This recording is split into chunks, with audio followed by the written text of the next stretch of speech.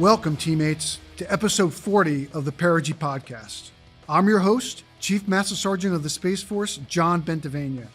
And today I want to share with you a conversation that I had with retired U.S. Marine Corps Lieutenant Colonel Dave Armstrong on his podcast, Moments in Leadership. In this episode, we discuss navigating the transition from being a team member to becoming a team leader, learning to lead within your scope of responsibility, and the importance of being an authentic leader. I hope you get something valuable from listening. Thank you. Welcome, Chief Master Sergeant Bentavania. You have another name that you go by, but before you get into that, just to orient some of my Marine listeners, we're sticklers about the full rank in the Marines, right?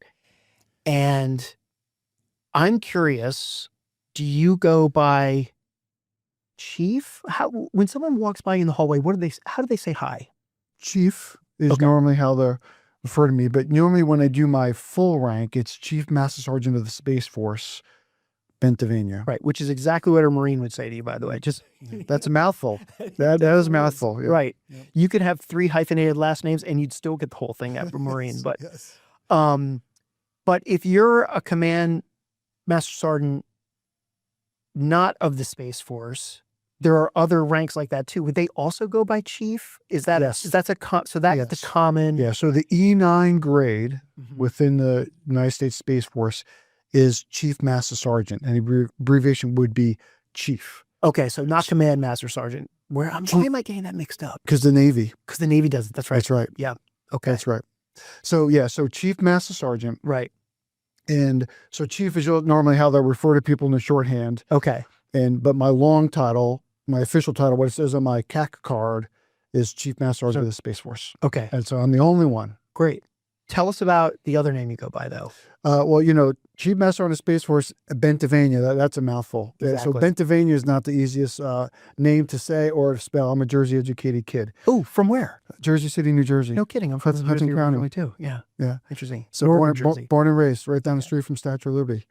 But anyway, so years ago, I was I think it was an E6, and I worked for a major, and he just could not say my name, and he just got frustrated one day, and he had me stand up, he looked at my name tag, and he goes, B1, 2, 3, B9, that's your new name? When I call it, you come running. I'm like, yes, sir. Okay. And it's stuck ever since. That's a good one, though. Yeah. That's a good one. Yeah, it's a lot easier for me to write. Yeah. Okay. So will you sign off on like unofficial correspondences like, hey, thanks, absolutely. B9, That's or right. email signs off? That's right. Things? Very rarely, like most of my counterparts, you have SCAs, like a Sergeant Major Marine Corps, SMA, they know me as B9. Right. So, and General Saltzman, the Chief of Space Operations, usually refers to me either as Chief or he'll just call me B9. Okay, that's great. That's great. And we were talking earlier about how Sergeant Major Ruiz. So, yes. He's been on the podcast before too. He's coming on the end of this month again too. Yeah, he's a good cat. He is good. I'll be interested to see who has better hair these days, me or him, because he's been in his role for 2 years. He had to bring up hair because I'm sitting here bald. I know, and this is not this is not one of my new video podcasts. So for the listeners, yes, correct. But simplicity. Yes, that's great. Tell me about your origin story. How did you one day end up? I'm assuming 93, 94. 94. Yeah. I assume you wanted to join in 93 and got around to it in 94, or was it an immediate enlistment? Like you were on the bus the next day? Yeah. So, I was actually in Jersey City. I have a large family, Italian family, and a lot of them were either in the police department or the fire department in Jersey, or the Port Authority. And, they were doing well for themselves. They all had side hustles because, you work a compressed schedule.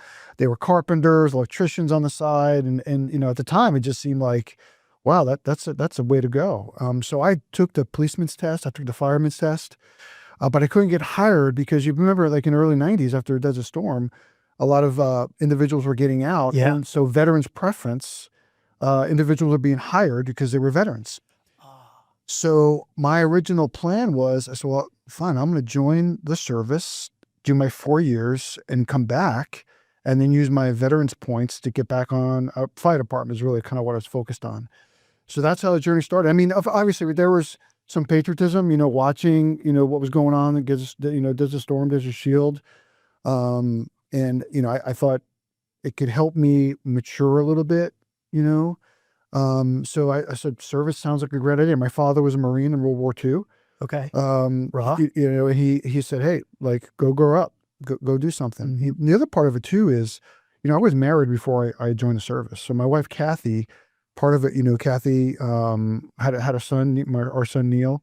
So it was instant family, right? I had a wife and a young son, and I had to figure out like adulting's hard. Like, what am I going to do? What's my career? What's my path? Right. So like all these things kind of came together, service, patriotism, a chance to kind of learn a trade, grow up, come back to Jersey and get on the fire department. So that's how it started.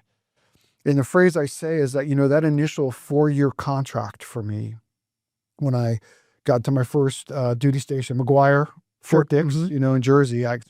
From Jersey, my first station's Jersey. That 4-year contract turned into a lifetime commitment. Yeah. And it was because of the leadership that I was exposed to. That's awesome. I want to ask you about that. So going back to your early years, what stories can you tell me and the listeners from that junior enlisted phase that still stick with you as defining leadership moments? What were some of the wins, failures, or like what were just some of your hard learned lessons from back then? I think it was a couple things. Like I said, that transition from a contract to a commitment. At what point though? At the 4-year mark, or did you know within a year you're like, I love this? I would probably say about the 3-year mark. Okay. Because the first while, you have basic military training, tech school, very structured. But it wasn't until, like we say, getting into the operational service, and for me, it was the Air Force, right? The Space Force wasn't around. Where at the tactical level, right, I had men and women that I was engaging with and realized, hey, this actually isn't a job. It's kind of a way of life. It's a profession. Right. And what started to turn for me was the amount of opportunity and responsibility that they entrusted me with. Okay. Right. The empowerment. And I remember, I was a young E4, and we had to drive. I had to go up to upstate Vermont, Burlington, Vermont, from South Jersey, to go do some work up there. I was a maintainer when I first came in, so I had to go work on some equipment for F-16s up there in Burlington, the Green Mountain Boys that are up there, and it was just me and another E4, right? And the master sergeant was like, all right, taught me how to, get the trailer ready and everything, and said, all right, going TDY, you guys were there for a couple of days. Wow. And I'm like, wait, just like the two of us are going up there, and we're responsible to calibrate this equipment and make sure the planes are flying. Like, I cannot believe, right, that, a couple of years in, my ability to have a chance to do these things. So that was kind of the first, like, wow, I never thought I had these opportunities, right? That someone would entrust me with that. And then on top of that, it was the investment that my NCOs and senior NCOs placed in not only me, but Kathy. Like I said, we were kind of newly married when I came. I was only married a couple of months before I went to basic training. So, new husband, new airman.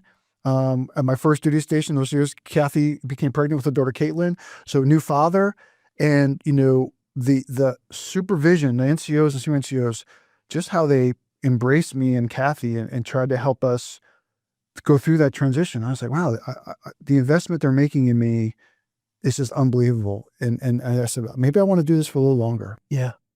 That's fascinating.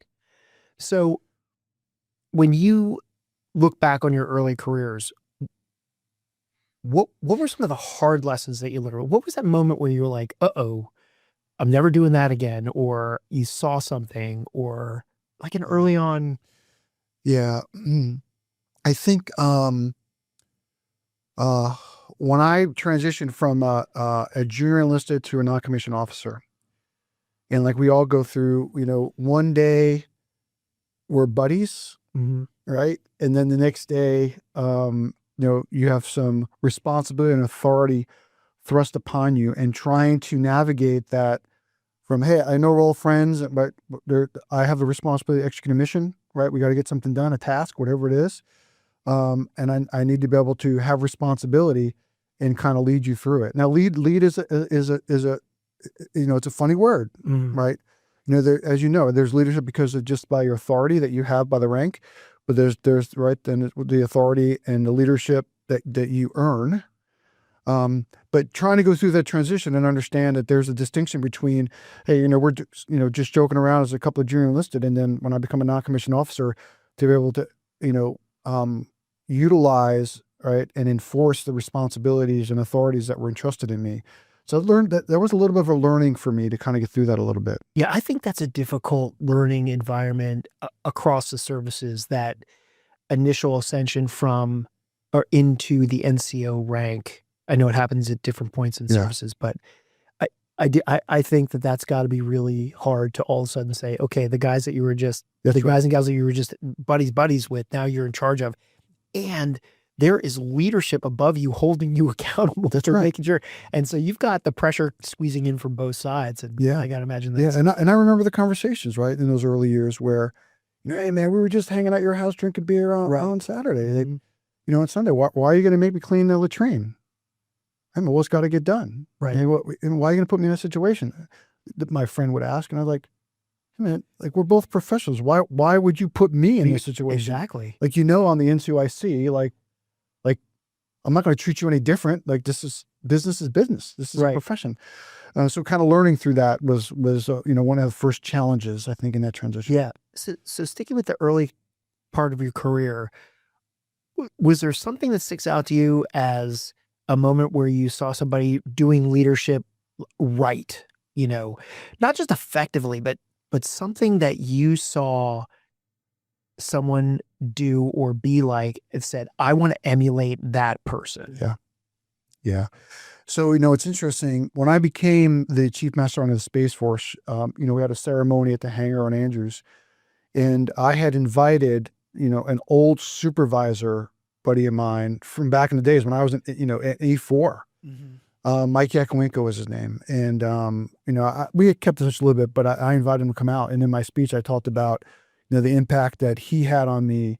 Cause he used to call me a knucklehead, right? Cause, he saw things in me I didn't see in myself. So he would hold me accountable. Like, he would provide me constructive feedback, constructive criticism, to help me be the best version of myself. So it was that, investment, but not also afraid to, pat me on the back when I deserved it and kick me in the rear, when I needed it. Right. Flip that same question for me and talk about a time where you looked at something and said, like, I have to be different than that. Or in other words, what did you learn from a bad example? Toxic leadership. And tell me what that means to you. Yeah. So the first thing is, individuals that I think don't treat others as professionals or as human beings. None of us are statistics. None of us are numbers. We all come from a different place. But I have experienced and I've witnessed, right, where, why would you talk to or treat somebody, right, in a way that just isn't constructive? Like, it's not helpful. It's not improving morale. There's no reason to do what they're doing. And I would experience or witness that and say, man, I don't want to do that. Now, does that mean I've never done it? Absolutely not. I'm a human, and I have made, 32 years, a lot of mistakes. I have been a crappy leader, at times, right? And you learn from it. So, but, you put those things in your toolbox. And I said, I've always told, as I have mentorship sessions, that you learn just as much from bad leaders as you do from good leaders. Yeah. I remember that was one of the first things my dad told me when I was complaining about one of my senior officers in very early on in my career. He said the exact same thing to me, and he and you are both right about that.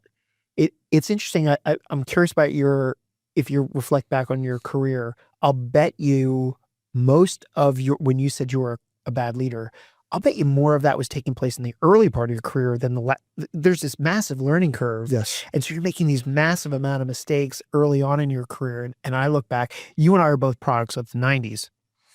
And I think leadership was viewed differently then than it is now.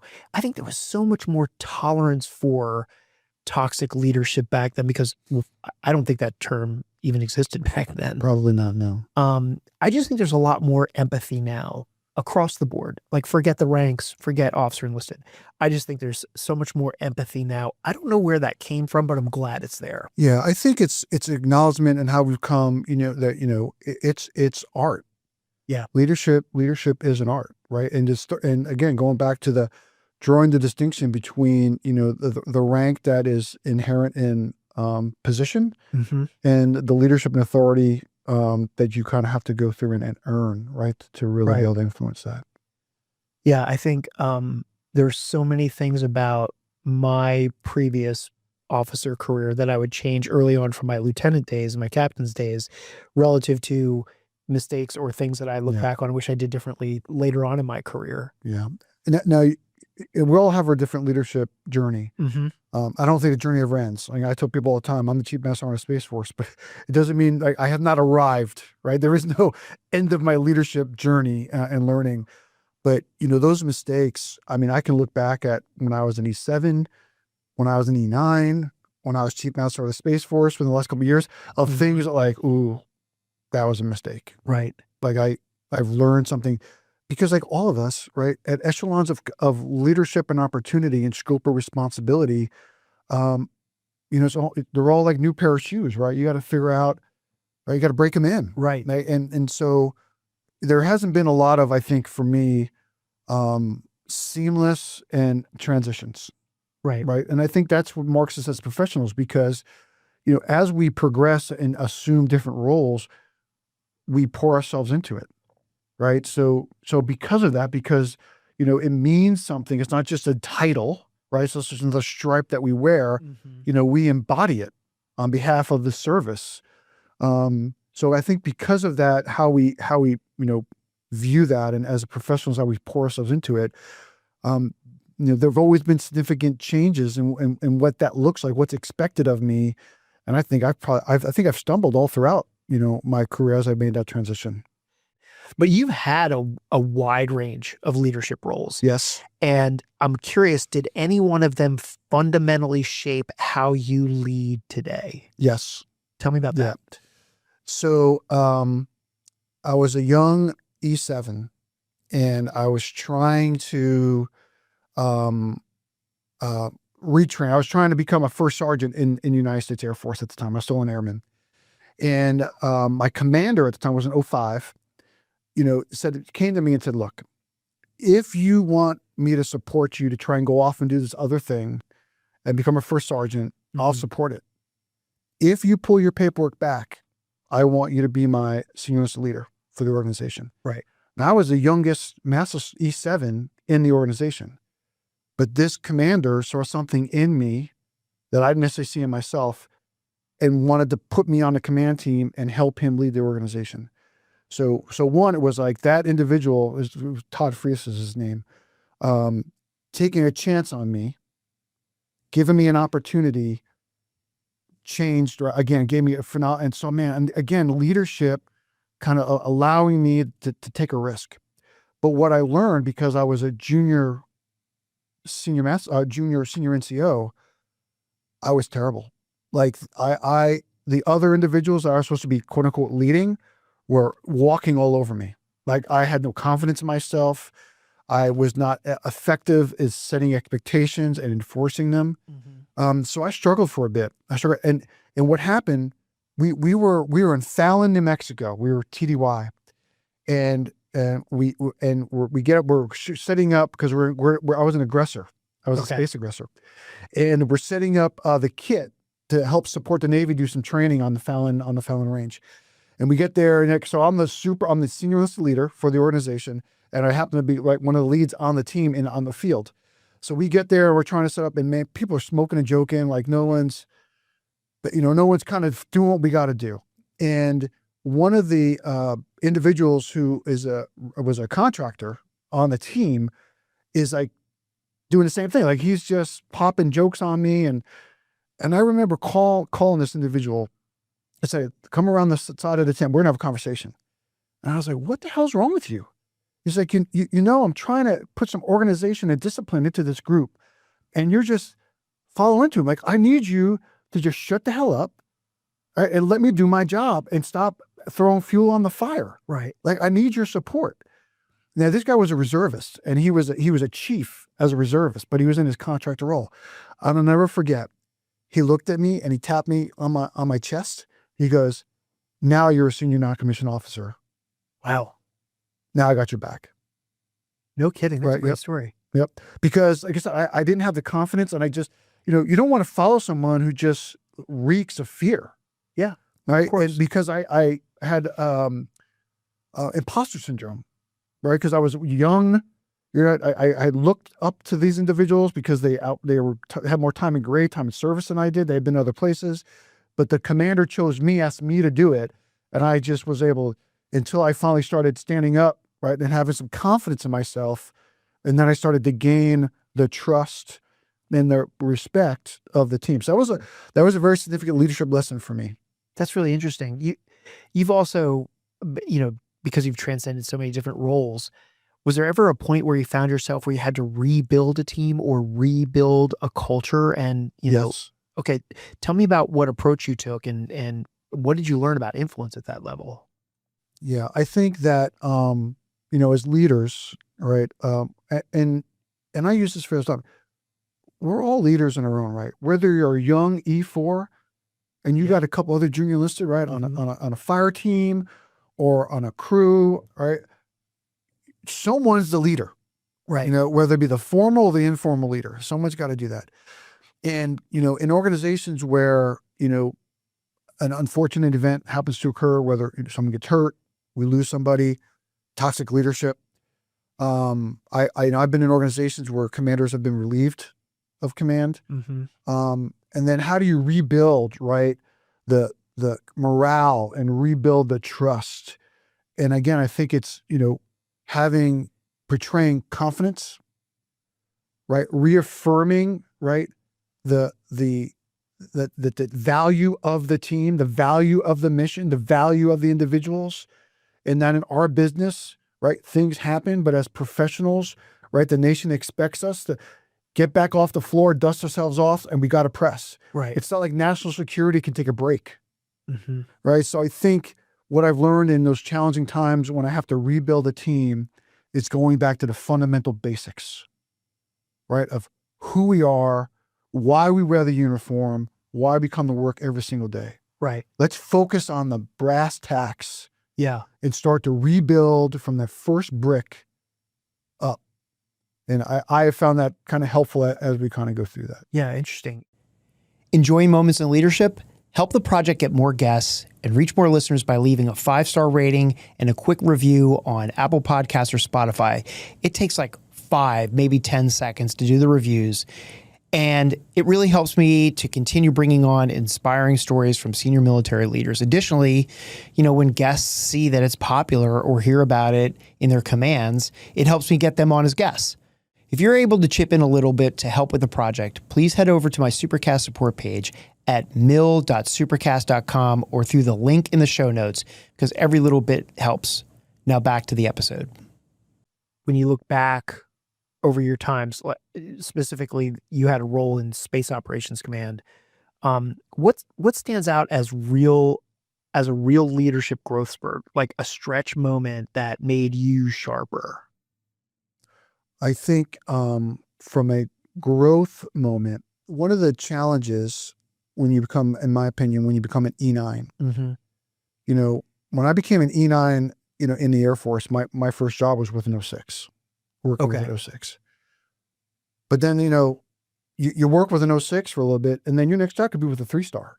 Sure. Or a 2-star. And you think about, that officer has had years of development, education, experience, right? And I get 10 days to drive across country, right, to the next reading station. So I think, that growth spurt and trying to keep up, like I remember going from the installation up to another level. And, at the installation, like I'm worried about driving on my yard on my installation, right? I'm looking at potholes in the ground. I'm looking at, trash that's by the fence, whether my defenders at the gate are looking sharp, whether the treadmill in the gym is working, like it's my house, right? Then I go up to 3-star level, right? We're talking about national security strategy, talking about the budget, right? Yeah. Like my 3-star boss, who I'm looking to advise, he if I bring to the table, hey, I saw somebody, man, they didn't have their hat on coming in. Did you see the pothole? And they're coming in. That's not the level of leadership I'm looking for. So it was when I first made that transition, working at geo level, was listening in the meetings, like, all right, I got to read this document. I got to understand what was that phrase? What is the FIDEP? What's the POM? What is the president talking about? What's the Secretary of Defense talking about? And that was a growth spurt for me. And reaching out to my peers, like, who've been doing this, I think a lot of my depth. Like, I got a depth. I got to figure out.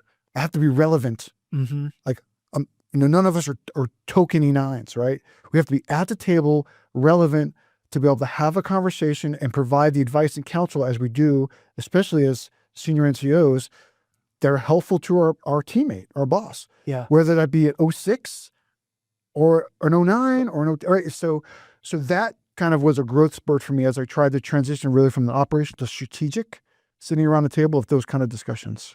In the Air Force, a squadron is led by a lieutenant colonel, correct? Correct. Okay. So is there an E9 at the squadron level, or? So in the Space Force, you said Space Force, right? Well, I may have, but now I'm curious about both. Yeah. So in the Space Force, we're so small.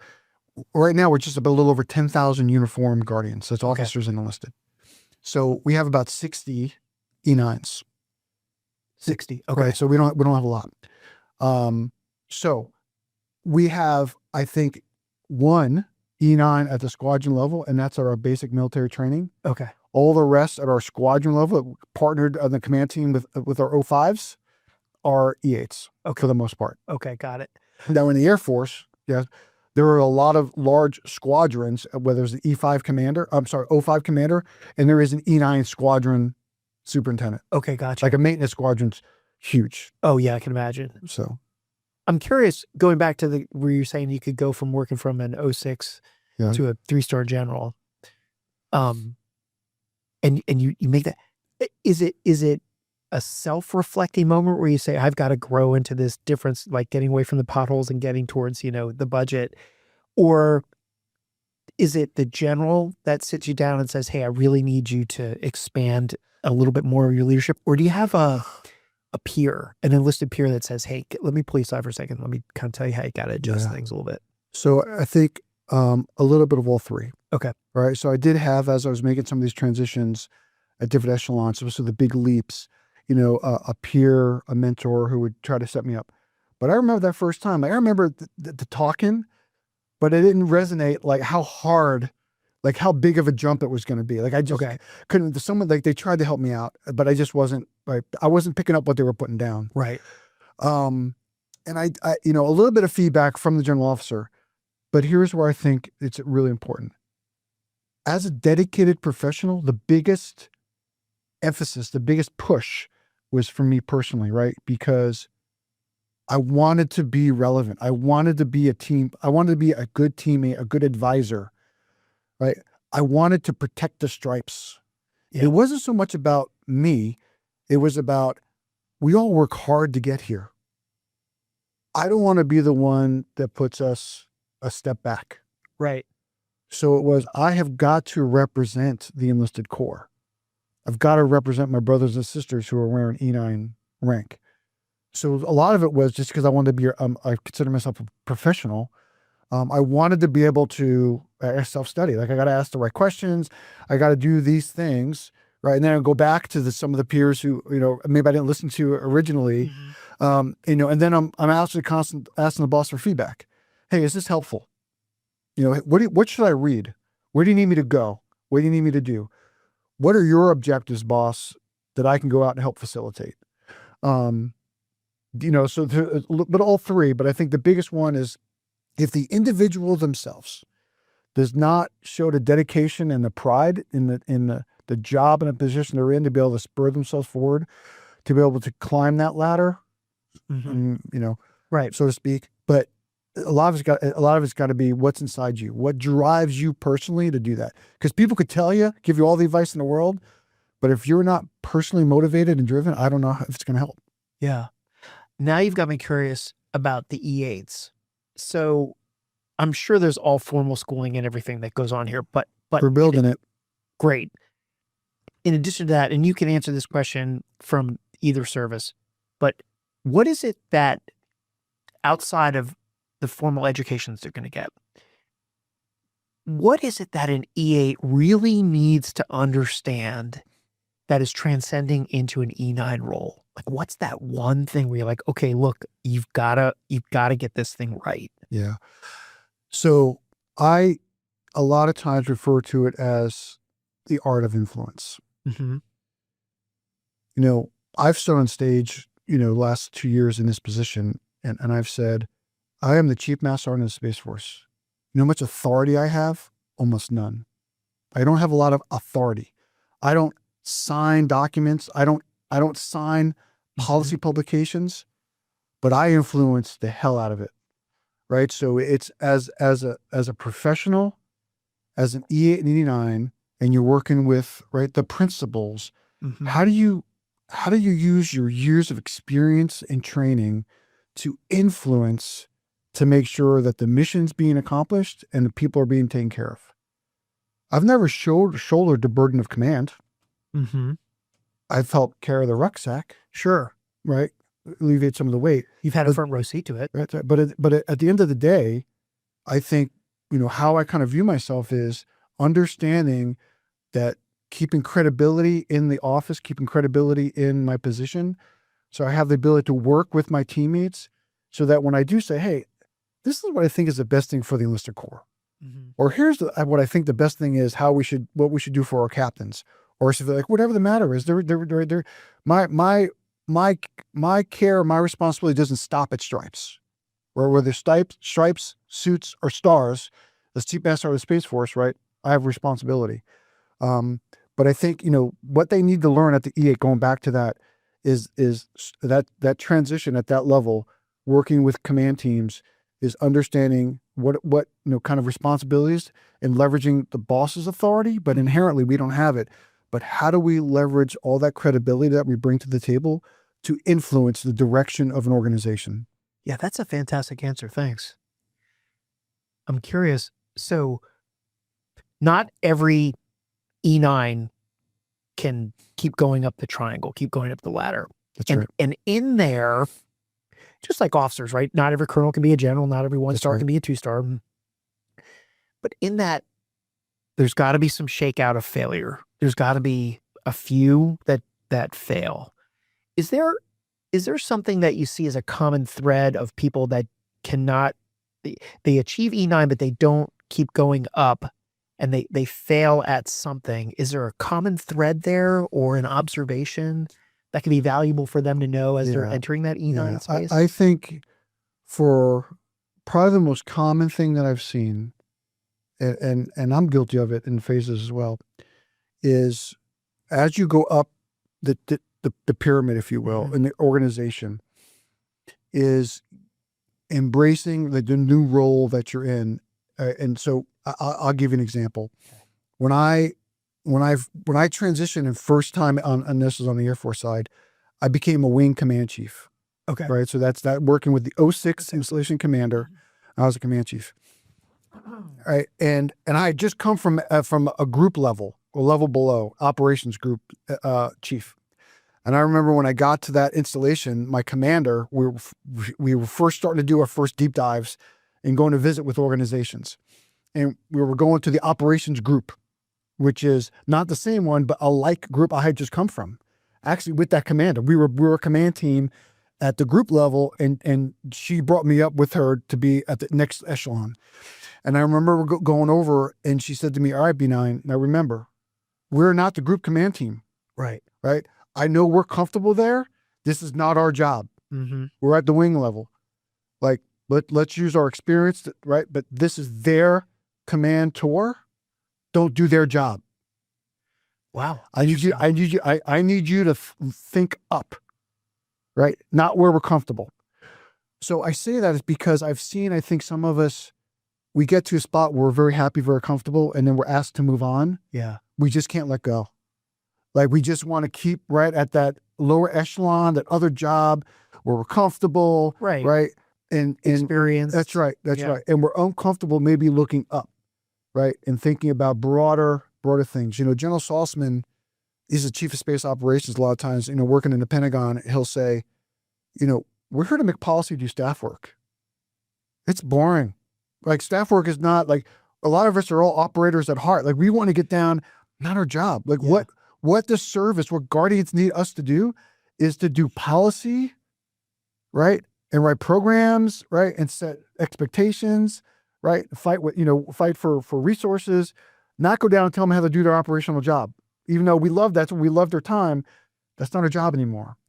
So I think we're a failure, if you will, or struggles is where individuals don't embrace when the service asks them, I need you to go do this, right? Get out of your comfort zone, go do something a little different.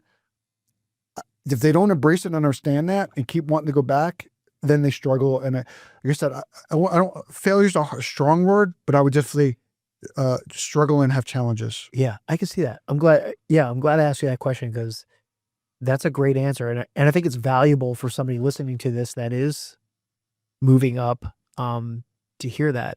Yeah. I'm probably guilty of it myself. Yeah. I mean, especially non-commissioned officers, right? And senior NCOs. We love our people. Like I am no happier than when I'm out and about surrounded by my Guardians, right? Of all ranks, right? And just what's really happening, right?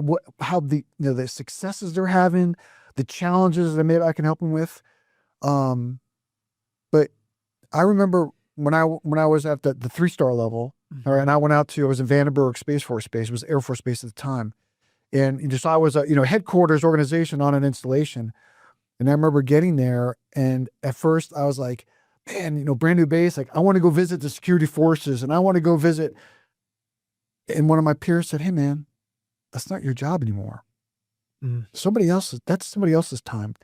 Don't take that away from them. Right. Right. And I would always get hey, we're doing like a promotion ceremony or something. Do you want to speak? I'm like, nope. Right. Nope. I'll be in a crowd, but I'm not going to speak. This is your time. Right. This is your command. This is your house. Like I'm a guest in your house. It's hard. It was hard for me to do that because I loved going out and dropping by. You drive around base like, oh, let me just pull in and say hello to the troops, right? Yeah. But I had to keep going. Right? Yeah. It's not. I ask that question to a lot of guests actually. I tend to ask them more to the general officers because I put myself in there and I say like, if I was just driving down the base and I saw a bunch of Marines working on a truck or something like that, I'd want to just get out of the car and be like, what are y'all working on? That's right. And the answer I get from every single one of them is you cannot do that because the minute you do that, you start this whole dust storm of, hey, what did you go? And everybody thinks, what's he doing there and all that stuff. And my friends have all said the same thing. It's one of the hardest things to do is to not do it. Yeah. And when I asked one of them, I said, but you got to get out there a little bit. Yeah. And he said, my secret there is right before a meeting starts, I'll say like, hey, I need to use the head real quick. And nobody's really going to escort me to the head. So that's when I get to go out there and like grab one or two people in the hallway, just ask them how they're doing and stuff like that. Yeah. I thought that was fascinating. Yeah. Because we use it as leaders, right? We use that to refill our cup. Great way to put it. Right. And so I need it. But I also try not to abuse it. Right. Interesting. Is there a piece of leadership advice that you used to believe a long time ago that you now no longer subscribe to or believe in? Yeah. I do not have all the answers. I'm not expected to know everything. And this kind of happened when the mentorship I got when I became an E9, when I became a chief. And, at the time, one of the traditions, and we still do it in the Space Force today, but when the E9 list comes out, they call it the chief bus. So so everyone on an installation, all the existing E9s will get a bus, from LRS transportation, and they'll go around all the organizations, pick up all the new selects, right, and congratulate them, and then they'll go off to the bar or go do something, and I'll have kind of a mentoring kind of session. And I remember, you call that what you call ride? The chief bus. The chief bus. Right. Because there's all the chiefs and the new chiefs. And I remember when I first when I first got selected and I was a chief, them, telling me, top 1%, like all that stuff, like, as we're coming up on enlisted, right, you look at chiefs in awe. It was like, hey, welcome to the team. first of all, you're not alone. Right. Right. It's not like you're the only chief of the United States Space Force, United States Air Force, right? You're part of a team here, right? So you got people to the left and to the right of you. Don't take this on by yourself. The other thing was, just because you walk into the room and you're the chief, don't feel the pressure that you need to know every single answer. You need to know everything. Mm-hmm. What you need to know is who to call. Mm. Right. You need to surround yourself with people who can, right, help you in your weak spots, complement your strengths. But also, right, as Chief said, we kind of, network. But as a leader, you don't need to have all the answers, but you got to be able to know when, hey, I don't know that, but I know somebody who does. Right. And I know that I can rally a team to get that answer. I can rally a team to get that done. I learned that there was something I learned, as I kind of assumed I just had to do it all on my own. I was like, no, that's not the case. It's okay to say, hey, I can't do that, or I don't know it, but I can lead us to success. Right. And bring in the talent and the experience that I need to do it. I love that answer. That's great. If a young guardian asked you, what's one leadership lesson you took way too long to learn, what would you tell them? Be comfortable in your own skin. Okay. Don't try to be somebody else. We started this conversation about, leaders especially in my younger years, who influenced me, Mm-hmm. right? The good and the bad and the ugly. A little bit was like to emulate, like, how do I be Master Sergeant Jones, or how do I be Captain Jones, or I don't need to be anybody. I just need to be B9. Right. Right. So, I am a collage of 1,000 individuals who have put their fingerprints on me through 32 years. Yeah. I'm not any one of them. I'm all of them. So I think one of the things, the advice is, you got to stay true to yourself. To be an authentic leader, you got to know yourself, know your strengths, know your weaknesses. What are your values? What are the things that you are unwilling to compromise on? Mm-hmm. What is the type of organization and culture you personally want to create? Don't try to emulate somebody else. Right. We all do, especially in the military. Every couple of years we're moving, right? And a leader will leave and another leader will come in. And just because one leader had, this was kind of the climate that they created, good, bad, or ugly, and how they did things, it doesn't mean that's how you have to do it. Like, don't try to be somebody else. You be you. Be comfortable in your own uniform, in your own stripes. Continue to learn. Mm-hmm. Continue to analyze and be self-reflective. But I think that to be authentic, and I think to build credibility, you got to be yourself. But learn as much as you can, but don't just try to pretend that you're somebody else. Right. I think it's a bad leadership approach. I find it fascinating. You just said something that reminded me. I find it fascinating that people don't really grasp the gravity of the influence that they have when they spend, I'm just going to use 30 years in the service. Because if you think about it, it's not just the people that you work with for 30 years that you have an influence and an impact on. It's the next 30 years of people that are left after you leave, because you are ostensibly having an impact on an E1 and an E2 right now. And by the way, your future replacement is probably an E1 or an E2 right now, right? Just certainty. That's right. Maybe an E3. That's right. But when you spend 30 years in the service, you not only have an impact on everybody that you touched for 30 years, but everybody that they then touch for their 30 years. And it probably washes out of the system after that. But the ripple in the water, right? It really is. Yeah. It really is. And so the NCOs now are being impacted by you and other senior non-commissioned officers, and the officers as well too. But then they're having an impact on the E1s and the E2s, who, by the way, one of those people is going to be your replacement someday. Yeah, I think that's another important nuance about, leadership philosophy, Mm-hmm. is that influence, right, as a leader it's not my job to make sure that I'm leading every single person within the Space Force, right? There's responsibility, right, of the E8s, E7s, the E6s. At each echelon, you got to make sure as a leader you're pouring in, right? You can't leap over or negate, right? And because you got to go replacement. Like you may love influencing the young E3s, but they're not going to replace you next year, right? It's going to be in the E8, right? So sometimes it's not as much fun trying to mentor and develop an E8 as it is an E3, but that's as a leader, right? You have to be able to not just, you're not climbing a ladder anymore, you're building a ladder. So don't, one of the things when you get to this echelon of leadership is don't be a ladder builder, don't be a ladder climber, be a ladder builder. That might be the title of this episode. So yeah, that's great. And actually that's John C. Maxwell. Is it really? Yep. Okay. I like that. So next question, I'm curious, in your State of the Space 2024 message, you talked about how the Space Force has scaled really quickly and is, your quote, really busy. And you've seen the pace ramp up in just a few years. What leadership lessons did you have to learn or even relearn to keep up with that kind of operational growth? Yeah. I think as a leader personally, and then the leaders that I'm leading, the message is we have to be comfortable being uncomfortable. Okay. Right. Reevaluate, as military professionals, risk analysis, how much risk are we willing to take? We start learning about that very early in our career. Yeah.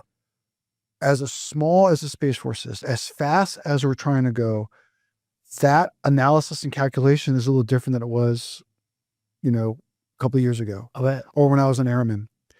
So part of that is what I learned is that we have to be more comfortable with accepting risk, empowering, right, the men and women that we lead, embracing what we learn, failing forward, right, which isn't always something that as a department, as military professionals, we do well.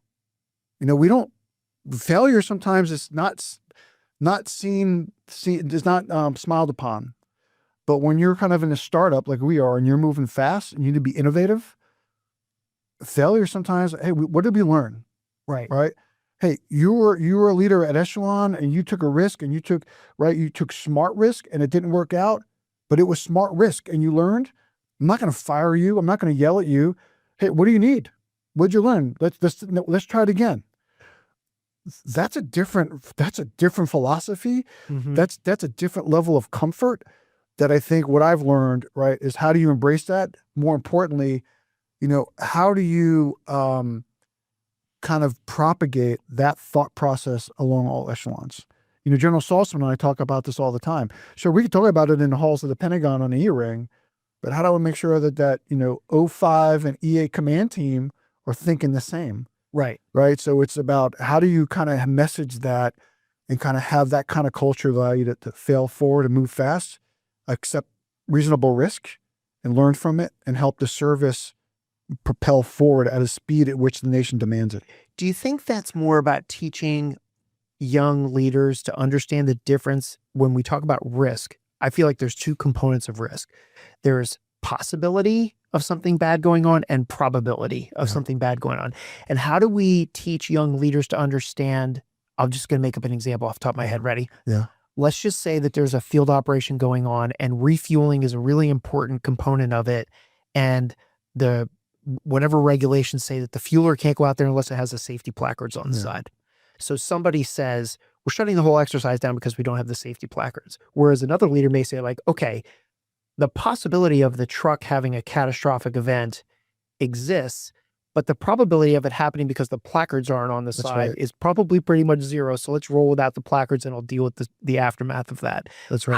How do we teach leaders to sort of distill that down into making good decisions in any other way than just saying like, look what happened last time this happened, which is kind of how we write our safety regulations. That's right. And see, and you just said that it's, looking at the instructions, right? What's the spirit and intent of what it's trying to, right? Rather than saying, well, it says here, can't do this, right? Now, that's just like one of those life and limb, your cautions. Sure. But, sometimes we get so wrapped up with, well, the policy says, or the regulation says, or the checklist says, Right. rather than, well, the point, right? The guidance and intent, the spirit and intent of this is X, Y, Z. And as a leader, I'm going to evaluate the risk and make a decision, not just fall back on, I don't want to make a decision because it says in black and white what I can and can't do. Right. All right. And then, the mission, function over mission, right? And the mission doesn't get done. So how do you, incentivize leaders at all echelons to feel comfortable, right? Through mission command, if you will, understanding the left and right boundaries and maneuvering in there and understanding the spirit, understanding how to analyze operational risk management, if you will, right, to make those decisions. It's a constant discussion. I think, the best way for us to do it, we're trying to incorporate it into at the most junior level exercises and operations, right? Throwing in problem sets that let them think through that and see how they do, right? Right. Because you got to train the way you fight, right? We could talk all we want, but if we don't ever give them the opportunity to kind of think through that appropriately, get comfortable, that when real world happens, they're not going to do it. Right. Yeah, it's definitely a Rubik's Cube because you've got the threat of something going catastrophically wrong and equipment and life being in danger. And then there's the danger of impacting your career. Yeah. Which are two That's right. totally different things. I remember I was on a command team with a general officer, and we were talking about innovation, talking about how we had to think outside the box. Resources were constrained. In order to get the mission done, we had to think about it differently. So a lower echelon commander looked at the resources within their span of control and made a decision to do something. The boss didn't like it. And I remember I saw the look on the boss's face as we were going into a meeting. And I said to the boss, I said, look, sir, how you react is going to set the tone for your command. Yeah. We have said commanders need to own their mission. We have said individuals think outside the box. We have said you can be good stewards of your resources. So someone took you at your word. They didn't make the decision you would have made. Everyone's going to be watching. Mm-hmm. How you react is going to set the tone. That's a great point. That's a great point. We're wrapping up here. I appreciate you coming in today. What didn't I ask you that you wish I had asked you? You didn't ask me where I did you talked about all the training and education, but you didn't ask me where I did my senior non-commissioned officer training.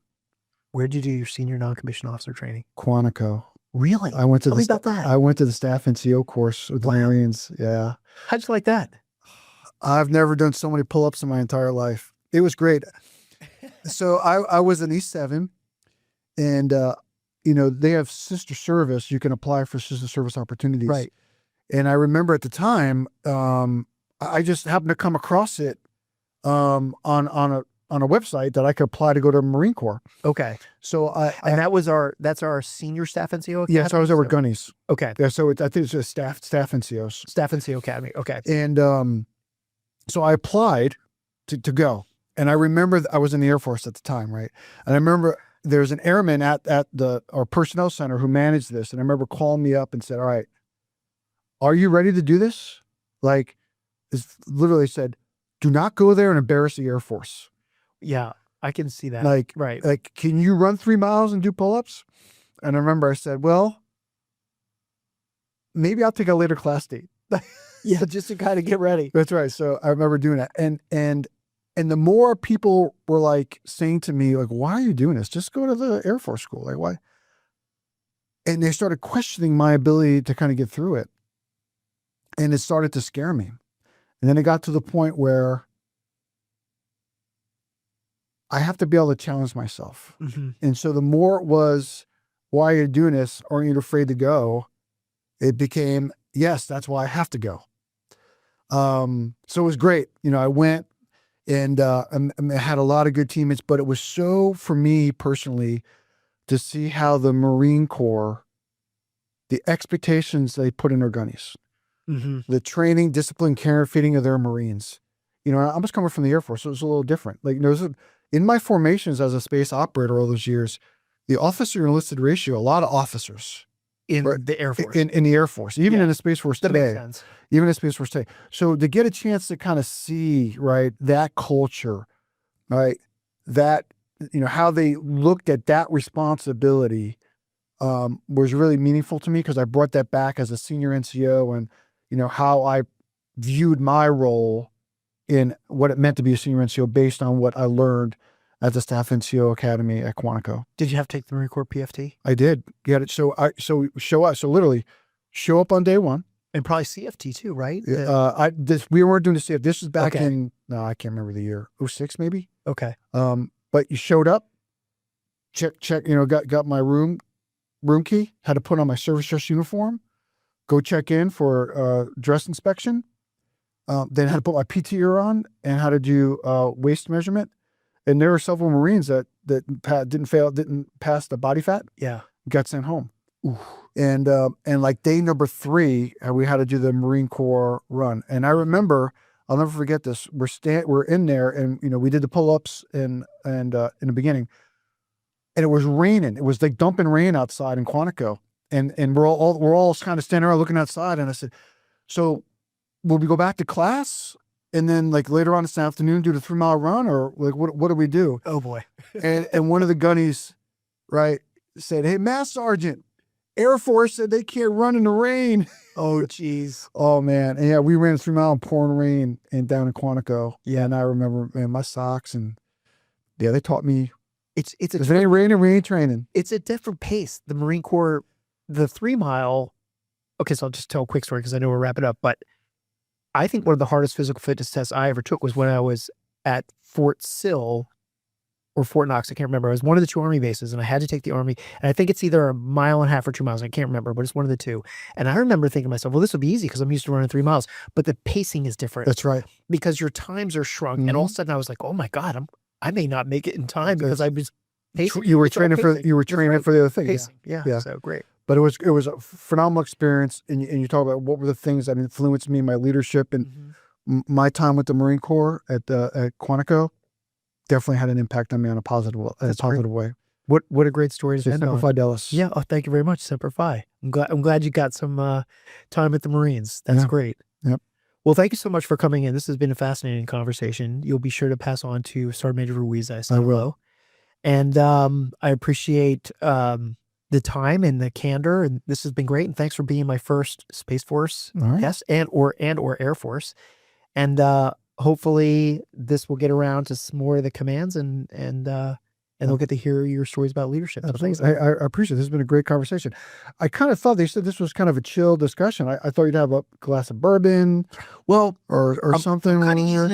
so for listeners, we're in my the Moments in Leadership Global podcast studio, if you will. It's very nice. And I do, maybe I should have some sort of Sean Ryan, have a drink or something like that. Maybe my stories would have been much better. got an idea. Why don't we have you back in a year, and I'll have some bourbon stuff. All right. It sounds like a deal. Terrific. Thanks a lot for coming in. Thanks a lot. I appreciate it.